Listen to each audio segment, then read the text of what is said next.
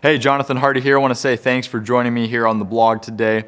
This is an exciting time of year as we get ready for Easter. And really, Easter is just around the corner. It's hard to believe that it's going to be here soon. And so this is an amazing opportunity for the church to make a big impact. Because as you know, for so many people, Easter is the one time of year where people will go to church. Those who normally don't make church a priority, this is the time when they will. And so we have such an incredible opportunity. And so because of that, I wanted to share 4 thoughts today as it relates to Easter that I hope would be of encouragement for you today.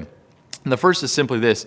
You want to make sure to give people advance notice that Easter is coming. Make sure people have it on their calendar and that they're aware, especially those who would be volunteering, because Easter is a little bit earlier than it often is, and so it may not be on the radar. And for a lot of people, at least in the U.S., there's spring breaks that are taking place, and people are off of school, and they're taking vacations with their families. And so it's very important to make sure to get the word out, and it may feel almost premature to do it in early February, but I can tell you, better to get the word out sooner rather than later as you're preparing. Then a second thing that I think would be super helpful is even now to begin preparing for over-the-top hospitality. I mean, you want to be just prepared for the visitors that God is going to bring.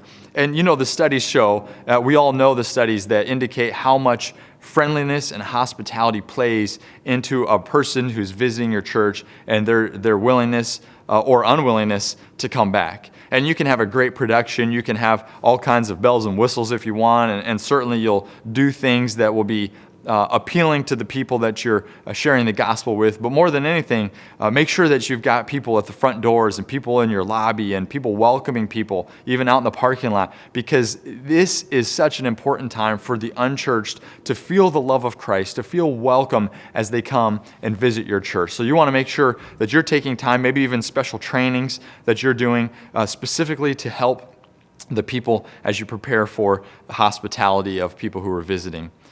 Then a third thing that I'd really encourage you with is to make sure you keep everything surrounded in prayer. We can do all kinds of preparation, we can make all the plans, get the word out and all that, but if we're not going before the Lord in prayer, only things will happen to a certain degree. But God can do amazing things, and He wants to. And now, you and I know that. I mean, you know that we need to be praying.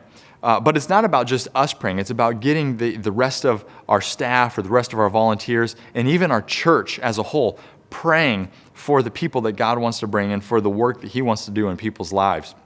So I would encourage you, maybe even for the month of March, to get the word out to your people and then challenge them to pray every day, and maybe challenge them to fast once a week or a meal a week leading up to Easter. I even know of churches that will do a 21-day Daniel fast leading up to Easter. Whatever it might be, you have to remember that we've got to lead the people in prayer. And when we do, I believe you will see more and more people come to know the Lord as a result of your efforts.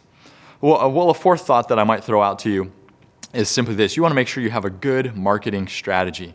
And, sometimes the church and the marketing world, it doesn't seem like it fits. But, for us, we want to be getting as many people as possible exposed to the gospel. And that means we want to get the word out. And however that looks for you, I think the key is you want to make sure you've got a strategy. You want to make sure that you're intentional about how you do it.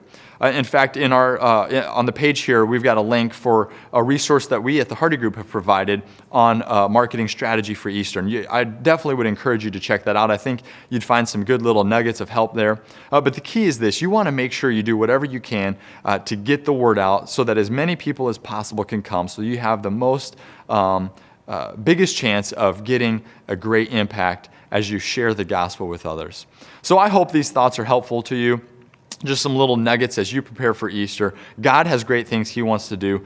Be expecting, be believing for great things. And I look forward to seeing how God works through you and through your church this year of Easter. Take care.